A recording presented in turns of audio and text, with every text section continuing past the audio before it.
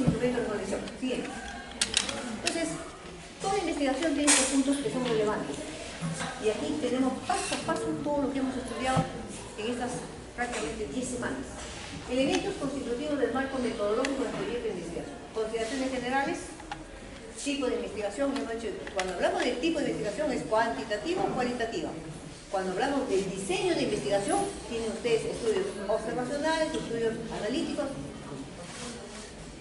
A veces aparecen en la tanga, a ver si... Les invito a doctora, observar, porque si le dicen lo contrario tienen la puerta abierta y uno ya pasa listo y ya está. Doctora, sí. Doctora, si gusta, ahí está el micrófono. ¿A no escuchar? ¿Es muy bajo? A veces por el fondo, ¿no? Y a veces nunca. Esto también falla. Ya. ¿Veis? ¿Ves verdecito y no da? Pues yo no lo uso. Bien, entonces, cuando hablamos de tipo de investigación, ojo, el día del examen es cuantitativa y cualitativa, y así debe estar, digamos, explicitado en vuestro proyecto. Cuando hablamos de diseño, tercer punto, ojo, tiene que hablar de estudios observacionales o analíticos. Observacionales tiene el descriptivo, el transversal, el estudio de casos, estudios ecológicos que son en poblaciones, y por otro lado tiene los analíticos, los casos y controles, cortes y experimental. ¿Está claro? Si ustedes han entendido eso, no hay, digamos, preguntas que no sea, digamos, absolutamente defendidas. Población, universo de estudio. Entonces, no es universal, sino universo. Siempre tengan presente, digamos, bien claro los términos. Eso corresponde ya a metodología. ¿En quién se va a trabajar? Entonces, si ustedes tienen un estudio restringido en el periodo de estudio, tiene que decir, tomarán en cuenta a los pacientes comprendidos en el periodo de estudio. ¿Para qué? Porque estamos muchas veces señalando de agosto a diciembre, o estamos señalando solamente, digamos, un determinado tiempo. No funciona. Luego viene la muestra del estudio. Recuerden que no existe ningún tipo de muestra. No quiero verlo en el examen porque sinceramente me preocupa cuando veo un tipo de muestra. Es tipo de muestreo.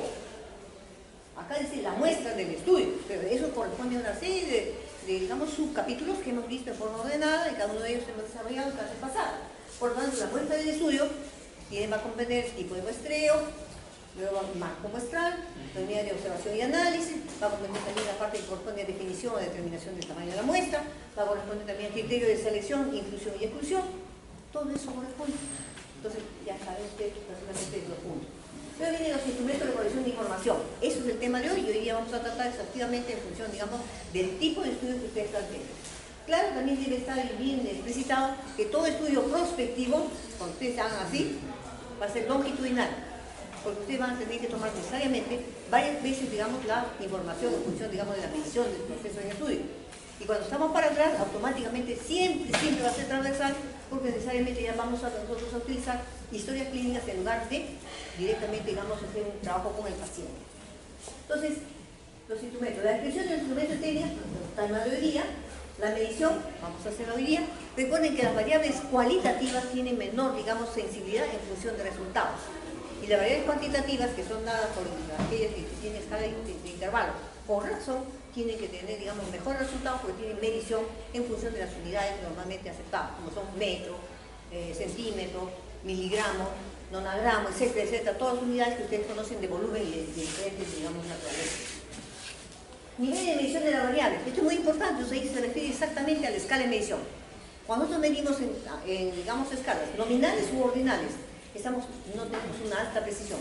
Por lo tanto, cuando ustedes encuentran un estudio en el cual ustedes llegan, digamos, a una determinada conclusión, necesariamente tenemos que tener presente, digamos, el aspecto fundamental, cuál ha sido la escala de medición. Entonces, la confiabilidad del estudio está en función de la escala de medición. A medida que tenemos escalas mucho más, digamos, precisas, en función de las unidades en las cuales ha sido medido digamos, el fenómeno que está observándose, automáticamente tenemos mayor precisión. ¿Cuáles son en este caso? Intervalo y razón. Son de mayor precisión que las de nominales y ordinales. Luego viene la parte que corresponde al nivel de la prueba piloto. La prueba piloto no la hemos tratado con ustedes porque le corresponde prácticamente a la prueba, a la parte de ejecución del proyecto. Nosotros hemos llevado con ustedes el proyecto solamente de planificación. Entonces la segunda parte vendría a ser la ejecución. Si el curso tuviera 6 créditos, nos daríamos con ustedes en el primer semestre y en el segundo, y llevaríamos la parte de ejecución que corresponde a la prueba piloto. ¿Qué es la prueba piloto? Ustedes necesariamente, todos aquellos que están en estudios prospectivos, tienen un cuestionario. Ese cuestionario necesariamente debe validarse. ¿Por qué? Primeramente porque de eso depende prácticamente, se puede decir, los resultados obtenidos en la investigación. Y en función de eso nosotros tenemos que ver Primeramente, si el cuestionario ha sido elaborado en función directa de la población a la cual va a ser aplicado. Si tenemos personas, digamos, de un asentamiento humano que tienen solamente, digamos, un nivel primario escaso, automáticamente usted no va a poner pues, términos de tipo, digamos, médico. Por ejemplo, etiopatogenia de la enfermedad. ¿Cómo va a poner etiopatogenia de la enfermedad? Él no sabe ni qué es etio ni qué es patogenia. Entonces tiene que saber a qué se debe el proceso de enfermedad, a qué atribuye usted la causa de la enfermedad. Esto sí lo entiende. Entonces el hecho, digamos, de la adecuación de un cuestionario está en función directa, digamos, de la población a la cual va a ser aplicado. Por eso es muy importante la prueba piloto, que usted le mire exactamente, digamos, si su prueba piloto corresponde, digamos, a la población de estudio o no corresponde. Luego tenemos la nueva interpretación de los resultados. Este es un punto también relevante. Y aquí viene para ustedes el pataleo, porque la estadística que llevan como que anda un poco desarticulada del aspecto fundamentalmente, digamos, de valorar resultados en función, digamos, de un estudio de investigación. ¿Qué sucede? Sucede que ustedes no saben qué hacer con los resultados. Entonces, si ustedes tienen variables cuantitativas, ¿saben qué es una variable cuantitativa, verdad? Aquella que tiene, digamos, una escala de medición por lo menos de razón o intervalo. Automáticamente, necesariamente van a utilizar pruebas de tipo paramétrico o no paramétrico.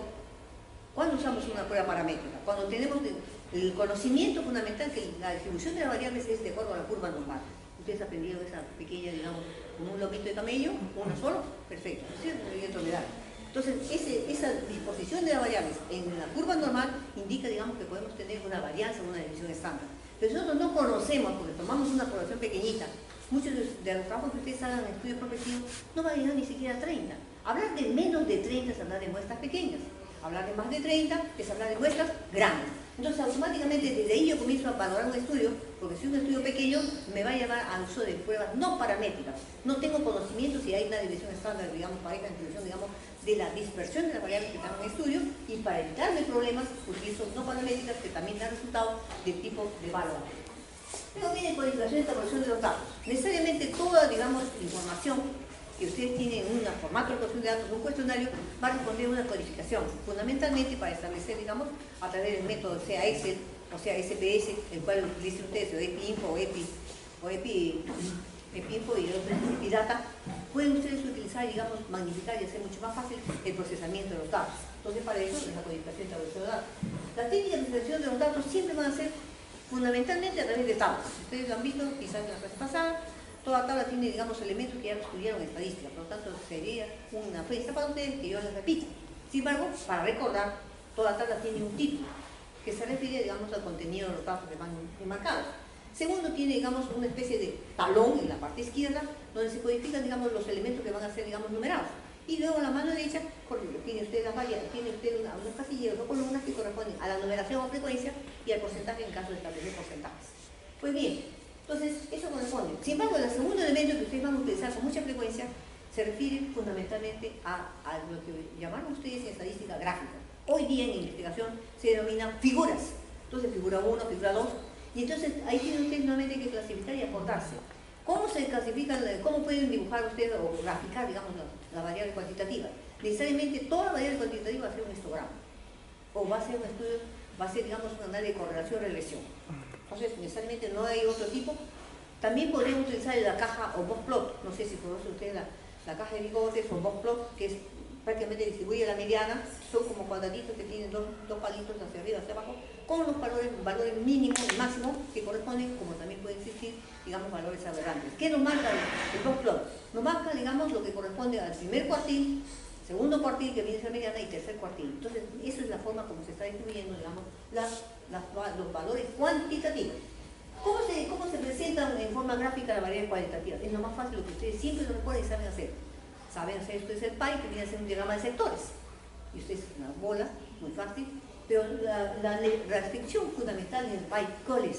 Que no puede ser más de 4 o 5 informaciones. Si usted tiene 8 o 10, no sirve, porque automáticamente son tan pequeños, digamos, las fracciones de cono que van a corresponder al pie, que ya no se visualizan y no tienen ningún objetivo en su cabeza. Luego tienen ustedes otro elemento también que es de gran importancia, necesariamente, digamos, que son los llamados pictogramas. Los pictogramas vienen a ser una representación para las variables cualitativas de tipo muy objetivo. Por ejemplo, sería muy importante, por ejemplo, si ustedes tienen su partido de fútbol y quieren ustedes magnificar una gráfica para que todo el mundo que ingrese al aula de presentación de su partido como un buen partido de fútbol, vea usted, digamos, cómo ha sido su trayectoria en un determinado año. Pues qué mejor representarlo por por una pelota de fútbol, en la cual, bueno, la pelota más grande correspondía a los partidos ganados, la pelota mediana a los partidos empatados y finalmente la pelota más pequeña a los partidos perdidos. Es una forma gráfica de expresión de la variable cualitativa.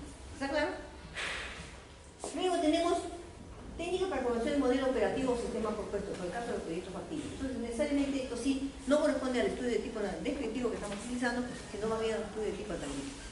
Nosotros debemos tener presente siempre que a medida que utilizamos variables cuantitativas, nuestros resultados y validez del estudio será más preciso. Siguiente. Entonces ahora vamos a desarrollar el tema de hoy, que es métodos, técnicas e instrumentos de datos. Metodología que se utiliza en la recolección de datos debe ser acorde con el enfoque teórico conceptual que se ha venido desarrollando previamente durante toda la investigación. Por ello, en el momento de definir cómo se va a abordar la recolección de los datos, es fundamental decidir el tipo de información requerida en el estudio, en el sentido de si esta es de tipo cuantitativo, cualitativo o ambas. Y es fundamental, porque necesariamente la forma de expresión de una cualitativa no es semejante a una cuantitativa, ya lo hemos expresado anteriormente, tanto digamos en la presentación de información como los datos que nosotros tenemos no necesariamente que expresar para tener una buena información. Siguiente.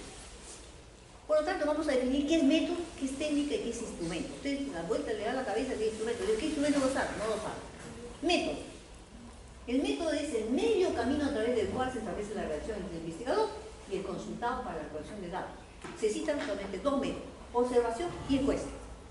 Observación hace de forma directa el investigador sobre el objeto de estudio. Véase un paciente, véase también puede ser una observación en función de historias clínicas, resultados de historia clínica, resultados de imágenes radiográficas, es una observación. La técnica más bien es el conjunto de reglas y procedimientos que le permiten al investigador establecer la relación con objeto o sujeto de investigación. Entonces nosotros utilizamos dos. Entrevista cuando lo hacemos en forma, digamos, directa con el paciente, y lo hacemos a través también de cuestionarios. ¿Cuál es la diferencia fundamental entre entrevista y cuestionario?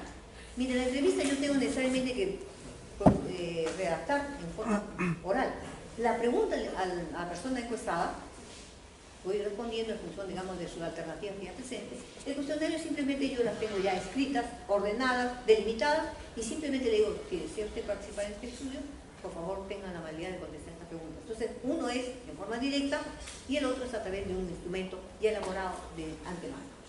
Finalmente tenemos el instrumento. El instrumento viene a ser la forma o el elemento que se utiliza en la investigación fundamentalmente para recoger todos los datos que nos interesan. Si llámese un estudio de tipo, digamos, retrospectivo o llámese un estudio de tipo prospectivo. Mecanismos que utiliza el investigador para recolectar y registrar la información.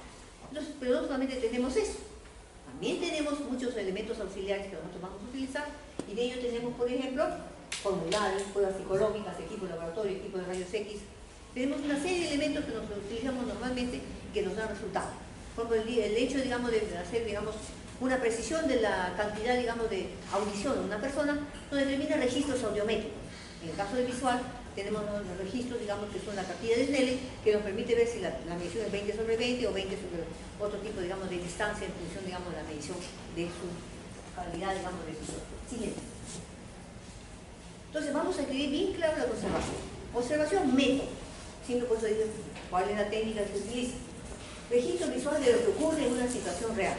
Esta situación real puede ser, digamos, necesariamente, digamos, una situación totalmente, digamos, expuesta en el momento directamente del paciente, o ya a través, digamos, de lo que ya sucedió, de lo que ya pasó, y entonces tenemos nosotros la revisión de la historia clínica.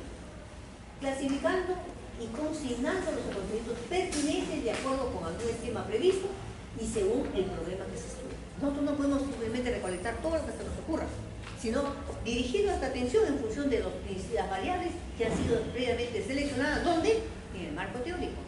Entonces, nuestra observación no es en forma, digamos, totalmente desordenada, sino dirigida fundamentalmente al estudio que ha sido planificado con antelación. La observación tiene un campo de aplicación muy amplio, pudiéndose utilizar en cualquier tipo de investigación. Ustedes ven que podemos utilizar tanto para un estudio de casos y controles, como podemos utilizar también para un estudio de costes, en función, digamos, de una modificación que se quiera, digamos, visualizar en función del tiempo y a través de, digamos, de la aplicación de determinados, digamos, elementos de exposición. No depende de terceros, ayuda a eliminar los sesgos, las observaciones de derechos, tal como ocurre. Por eso le digo, o es en forma directa con el paciente, en función de una variable, por ejemplo, que podemos determinarla, o es directamente a través de hechos que ya ocurrieron en forma de historia clínica. Siguiente. La observación tiene requisitos, lógicamente. El hecho de observar no es de forma desordenada, tiene que ser de forma planificada. Por ello, fundamentalmente deberá, por eso dice, debe ser planificada cuidadosamente para que reúna los requisitos de validez y confiabilidad. Entonces, el hecho de tener, digamos, un ordenamiento en el proceso de recojo de información, de observaciones, es un proceso de naturaleza totalmente, digamos, sistematizado, y nosotros comenzamos siempre por aquello que es filiación. Entonces, comenzamos por los datos generales que corresponden a nombre, edad del paciente, género del paciente, si quieren pueden poner lugar de procedencia, si les interesa, y podría ser también ocupación en muchos de los casos cuando les interesa, digamos, algunos riesgos que puedan presentarse de acuerdo a la ocupación que desempeñen. Conducir de manera ágil y sistemática. Entonces, necesariamente, ya hemos hecho la elaboración de filiación. Luego viene la enfermedad actual del paciente, o el cual es el motivo de la consulta. Conducir de manera ágil y sistemática, tener destreza en el registro de los datos, diferenciando los aspectos significativos de la situación, pero que no tienen importancia. Entonces, a mí me interesa, por ejemplo, si estamos trabajando con un estudio de naturaleza, digamos, que puede ser diferente, por ejemplo, índole, podríamos ser diabetes tipo 2, muy bien, aumento de peso, ¿no? Otro podría ser, digamos, problemas hipertensivos, otro podría ser, digamos, obesidad, sobrepeso o niveles de obesidad 1, 2 o 3, mórbida. Pues bien, entonces el hecho, digamos, de tener determinados parámetros que nos indican fundamentalmente la dirección del investigador hacia determinadas variables de estudio. Eso es lo que nos interesa. Pero no podemos recoger cualquier información que no sea relevante para nuestro trabajo. Siguiente. En relación con el observador, la teoría expresa que la percepción humana es altamente selectiva. Yo veo lo que a mí me interesa. Se puede dar dos situaciones en el observador, participante o no participante. Y entonces aquí viene algo que hoy hemos tratado quizás de forma muy rápida, y es el tipo de investigación. Entonces, será participante cuando yo como investigador me incorporo al grupo. Si yo formara parte de ustedes para saber qué hacen, cómo viven, qué comen, cuáles son sus grupos de amigos, qué hacen después de las 6 de la tarde que termina metodología de investigación de salud. Tendría que estar al lado de ustedes y formar un muchacho más o una muchacha más. Integral, ese es participante. Pero si yo digo no, yo solamente lo voy a ver de lejos así y veo si anda con el enamorado, con el enamorado, porque a veces ya ahora es fácil encontrar las parejas de ambos sexos y del mismo como ese sexo. Así que para mí no es nada raro, ¿no? Nada raro. Así que, pero yo los observo. Entonces, no participante. Yo no participo del grupo de ustedes, no sé, pero de lejos los voy mirando. ¿Qué hacen, qué no hacen, cómo conviven, cuál es la relación, ¿no? Y inclusive puedo llegar, digamos, a conclusiones de tipo, digamos, bastante, se puede decir, significativos, en función de la observación. Entonces, hablar de observador participante es hablar de estudios cualitativos. ¿Está claro? Y hablar de observación no participante es estudios cuantitativos. ¿Está claro?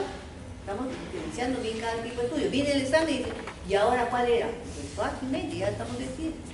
La observación participante del investigador se involucra con la actividad objeto de la investigación. Forma parte. Si usted va a un asentamiento humano y quiere conocer sus costumbres, hacer, digamos, algunas modificaciones importantes, digamos, con los niveles, digamos, de prevención de salud y promoción, usted tendría que formar parte para ver hasta dónde llegan ellos. Si toman agua hervida, si cocinan sus alimentos o los comen semicrudos, el hecho, digamos, si se bañan diariamente, si digamos, contratan los vectores como pueden ser los pedículos capitis en la cabecita o los pedículos corporis en caso de tener sus piojos de cuerpo. Usted tiene que observar todas esas cosas, es parte de la salud, ¿no? Entonces, lamentablemente, dice, la observación personal del vendedor se involucra con la actividad objeto de investigación. La observación se realiza desde el interior del grupo, por lo que la realiza debe ser parte del mismo y someterse a sus normas. Por sus promociones, el observador puede perder la objetividad de la observación. ¿Qué hace entonces el observador cuando hace un estudio de tipo participante? Para no perder muchos aspectos importantes y relevantes, toma fotografías, puede tomar videos, que son más, digamos, la fiel, digamos, representación de lo que ocurrió esa fecha o ese día. Entonces, todo eso le permite obtener también su grabadora para grabar las palabras técnicas, entre comillas, que ellos utilizan, o las jergas que ellos utilizan con más frecuencia. Y cualquier tipo de actividad que usted programe, necesariamente va a tener que ser en su terminología que ellos utilizan de forma regular. Si usted va, digamos, a un auditorio, y si yo le dijera, vamos a dictar charlas de tipo de prevención de determinados procesos, usted tendría que hablar exactamente en sus términos, porque ustedes emplean términos médicos o términos de tipo clínico, y ellos están prácticamente en la luna de Paita, pero no lo entienden claramente. Siguiente. La observación no participante de tipo cuantitativa, el investigador no tiene ningún tipo de relación con los sujetos observados. Yo solamente los míos, puedo hablar con ellos, pero no voy a tener formación parte integral de ellos. Errores referentes al instrumento de observación. En la observación no estructurada, entonces cuando yo hago a veces este tipo de entrevistas, a veces puede ser que no haga estructure, digamos, realmente, digamos, la cantidad de preguntas a formularse y el interés en forma, digamos, secuencial. Tiene el riesgo de que los observadores vean e interpreten algo diferente a la realidad. En la observación estructurada existe un instrumento estandarizado. Miren, no estructurado, acá no, acá hay un estandarizado. O estructurado para medir las variables de manera uniforme. Es una lista de cotejo, una escala, un cuadro, un dispositivo mecánico, como grabadora, confirmador de video. Entonces vean ustedes que para guardar exactamente la esencia de la investigación, tenemos que utilizar una serie de aparatos que nos permiten grabar. Y cuando usted quiere recordar, para ver esos días que usted estuvo trabajando con el grupo, puede fielmente reproducir las mismas, digamos, realidades que le permite a usted una perfección en el desarrollo, digamos, de su investigación. Siguiente. Los errores relacionados con el objeto que se observa se dan cuando los aspectos que deben ser conocidos de las unidades o fenómenos de observación no se presentan en igualdad de condiciones para todos ellos, ya sea porque varían las circunstancias en que se observan el fenómeno o por la propia variabilidad del sujeto. Entonces, realmente, muchas veces el sujeto, cuando se siente observado, necesariamente ustedes se sienten observados por profesor, entonces por lo menos no conversan, a lo más se dedican a comer. El más profesor también lo está identificando, está viendo quiénes se dedican como dice, a masticar y hacer movimiento de mandíbulas, ¿no? Y dice, está comiendo, a veces no le interesa ni le preocupa, pero a veces sí, cuando ve que está conversando y distrae un tercero, le dice, oye, la puerta está abierta, si quieres conversar, dime, ¿no? Entonces, observa algunos detalles. Siguiente. La encuesta. Entonces hemos dicho, los dos métodos son observación y encuesta. Entrevista. Esta es la segunda parte. Entonces consiste en obtener información de los sujetos de estudio proporcionados por ellos mismos sobre opiniones, conocimientos, actitudes y sugerencias. Hay dos maneras de obtener información, la entrevista y el cuestionario. Lo dijimos que la entrevista era en forma directa y personal y lógicamente el investigador debe necesariamente conocer la secuencia ordenada de sus preguntas para que tenga, digamos, una realidad en función, digamos, de los elementos de estudio. Y el cuestionario, que es mucho más fácil porque ya está estructurado, están escritas las preguntas, yo no tengo mucha complicación en función de recuerdo, pero me gusta, digamos, en función, digamos, necesariamente con la participación del investigador, tener, digamos, respuestas en función de los tópicos de estudio. En la entrevista las respuestas son formuladas verbalmente. Yo le pregunto a ustedes, ¿qué les pareció en el primer examen? ¿Difícil o fácil? Usted me puede responder, ¿no? Actualmente me puede decir, depende que ha sido fácil, el problema es que no estudiamos. Entonces vamos a ver si el segundo examen es fácil o difícil, ustedes me van a responder. Pues bien, entonces tenemos, y se dice el entrevistador, en el cuestionario las respuestas son formuladas por escrito y no se requiere presencia del investigador. Entonces yo tengo mucho más facilidad cuando trabajo en un grupo grande de repartir mis cuestionarios, tener las respuestas, procesarlas, sin haber tenido, digamos, mucho trabajo en función, digamos, del proceso necesariamente, digamos, de entrevista, de encuesta, que se utiliza de forma directa con el paciente y en el cual yo voy a recibir y voy a tener que registrar sus respuestas. Siguiente. La entrevista tiene algunas ventajas fundamentales. Es la comunicación interpersonal establecida entre el investigador y el sujeto de estudio a fin de obtener respuestas verbales sobre los interrogantes planteadas sobre problemas propuestos. ¿Tiene ventajas? Sí, las tiene. Es aplicable a toda persona. Entonces, si ustedes, por ejemplo, van a un grupo en el cual necesariamente son quechua hablantes, bueno, pero al menos pueden conversar en el castellano o español, perfecto. Imagínense que fuera quechua hablante y usted, digamos, ellos no saben más que ese idioma y prácticamente el quechua no tiene una escritura formal, menos van a aprender el español que si tiene una escritura de forma formal. Entonces, aplicar a toda persona, siendo muy útil de los analfabetos, por eso dice bien claro, ¿cuál es la razón? ¿No? Los niños o con gente que tienen limitación física, o sea, tiene un niño con Down, ustedes saben que el Down, síndrome de Down, tiene una serie, digamos, de escalas en función, digamos, de la habilidad, digamos, mental que tenga el niño. Entonces tiene usted todos los grupos de tenables, luego tiene los grupos, digamos, los niños que son, digamos, prácticamente custodiables, y tienen los niños, digamos, que tienen al menos alguna capacidad intelectual que les permite estudiar también. Entonces, eso tiene además en las investigaciones sobre aspectos psicológicos donde se desea profundizar el tema. Además permite captar mejor el fenómeno estudiado, pues hay la posibilidad de observar los gestos, los movimientos y las reacciones. ¿Y cómo es que usted necesariamente, digamos, va a tratar, digamos, de recordar aquellos elementos? Fundamentalmente lo va a hacer a través, necesariamente, digamos, de la captación por medio de imágenes grabadoras, a través, digamos, de las expresiones, o a través, digamos, del hecho de tener cámara de video, o que nos permite a nosotros tomar exactamente la situación de la realidad que se está dando. Siguiente. Tipos de entrevista. Aunque a usted le parece fácil, llega la pregunta del examen y no la responde. Hay dos, la estructurada y la no estructurada. Hablar de estructurada es hablar, digamos, de algo que ya está, digamos, de antemano escrito. Lógicamente, todo cuestionario debe pasar por una validación. Y acá viene un punto importante que no sé, no me acuerdo, este grupo no es que yo trabajo. Hay un grupo que, adicional al que yo estoy trabajando, que es el laboratorio de terapia ocupacional. Pues bien, entonces, necesariamente, cuando hablamos de estructurada, esta estructurada es validada. ¿Cómo se valida? Ustedes posiblemente no lo aprendieron en estadística. Se valida a través del coeficiente alfa de Coverage. El coeficiente alfa de Coverage se aplica a todo cuestionario que usted tiene que validar, y si ese cuestionario no está validado, automáticamente pierde su valor. ¿Por qué? Porque realmente, digamos, no se sabe, no se conoce cuál es la validez en función de la estructuración que usted ha realizado de cada una de las preguntas formuladas al entrevistado. Eso es muy importante. Entonces usted le dice, cuando usted no quiere validar, ¿qué hace? Busca un estudio muy similar, y aquella persona que ha hecho el estudio, digamos, a través de un cuestionario, y usted va a utilizar ese cuestionario, dice, validado en tal estudio, ¿no? Con digamos, un resultado que puede ser 0.94. El valor máximo es 1. Se valida todas las preguntas que están, y en función de eso, digamos, tenemos resultados a través de métodos estadísticos que nos permiten valorar si nuestra secuencia que ha sido formulada es correcta o hay algún problema en función de su redacción. Entonces, es muy importante. Entonces, creo que cuando uno es estructurada, necesariamente debe estar validada. La no estructurada, bueno, no tiene ningún requisito para validarse, pero automáticamente una no estructurada pierde la validez desde el punto de vista de resultados estadísticos para su validación más tarde de validez de su. Ventaja, la información es fácil de procesar. El investigador no necesita ser entrenado en la técnica, hay una enfermedad del tipo de información obtenida y es de ventajas bastante grandes.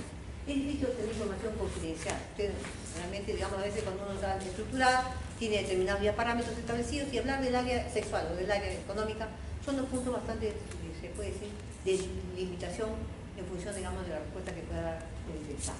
No es posible profundizar el tema, porque tenemos tan digamos, estructurado que nosotros normalmente, digamos, ya tenemos, se puede decir, casilleros en función de la respuesta que va a obtener. Y eso, lógicamente, no permite hacer ni siquiera repreguntas.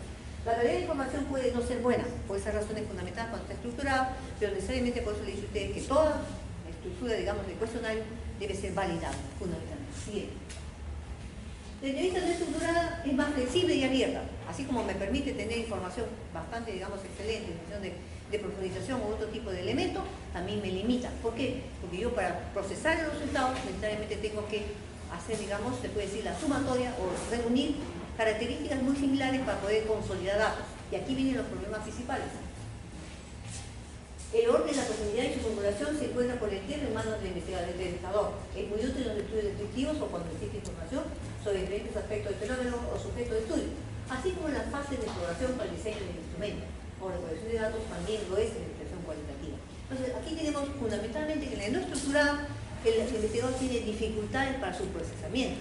Y cuando hablamos de investigación cualitativa nos interesa la no estructurada porque resulta mucho más conveniente en función de que nosotros no obedecemos un patrón, digamos, rígido y, digamos, establecido de antemano, y si no vamos saltando en función, digamos, de los intereses y de la respuesta que obtenemos a través de esta entrevista con determinadas personas. Siguiente.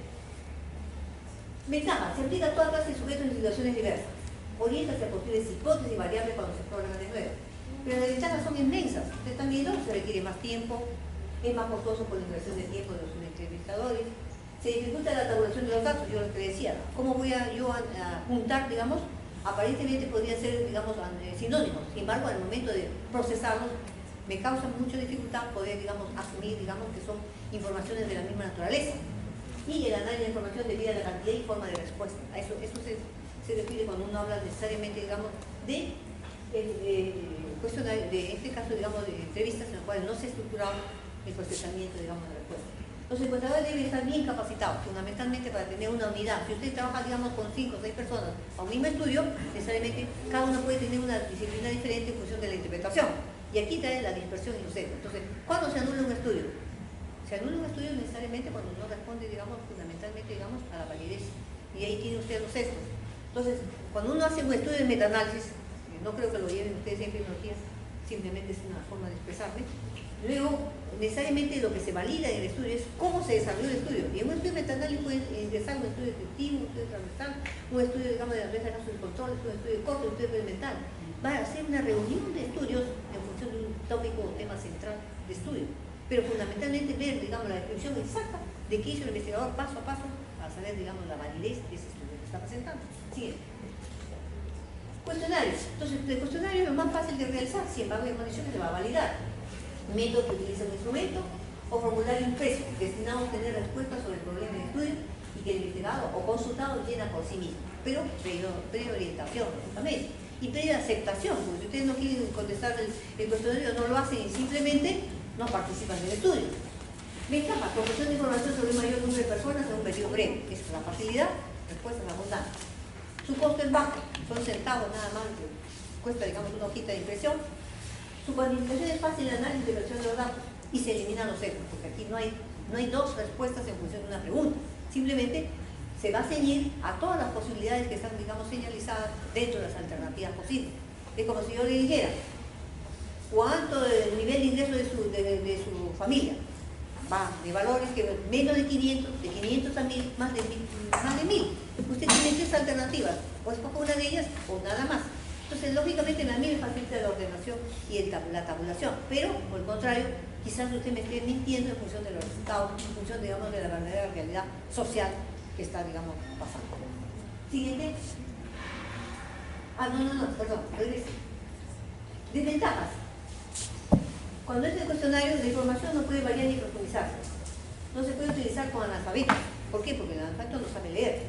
Hay una alta tasa de datos incompletos.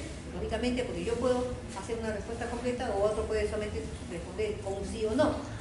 Exige una muestra grande fundamentalmente, y hablar de muestra grande estamos hablando mayor de 30 participantes. Siguiente. El cuestionario, entonces, necesariamente muchos de ustedes van a usar cuestionarios, pero la mayor parte, en este momento casi, la mayor parte de investigaciones que estamos realizando está usando formato de colección de datos. El cuestionario debe tener un título de investigación. Luego viene la parte que corresponde a las instrucciones en función, digamos, de la persona que va a responder el equipo, digamos, del cuestionario, y debe ser clara y precisa. Luego la integración del cuestionario en función del número y la persona. ¿Por qué le digo yo? Si usted va a hacer un trabajo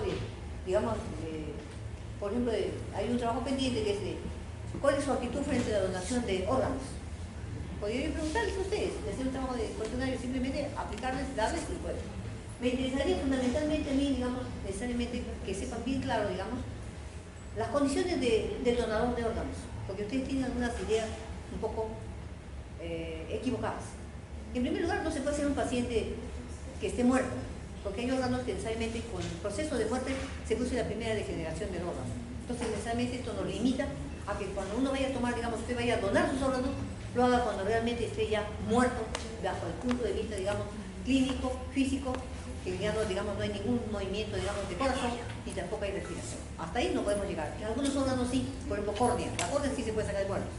Pero si hablamos de corazón, de riñón, de hígado, nos vamos a hacer en pacientes que, si bien están latiendo el corazón, están respirando, clínicamente han sido, digamos, declarados muertos bajo el punto de vista, digamos, del aspecto, digamos, psicológico de la línea, digamos, se puede decir, de actividad cerebral.